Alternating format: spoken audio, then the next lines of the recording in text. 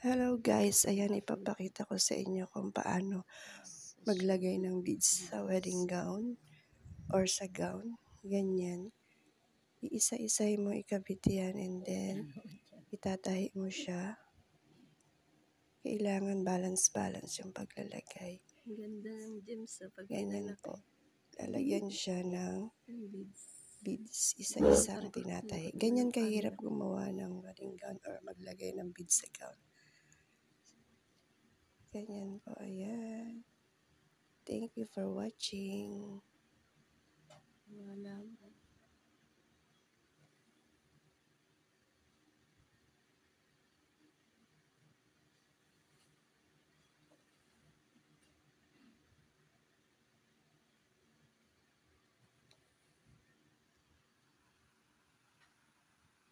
Ano ginagawa nito si Lorna?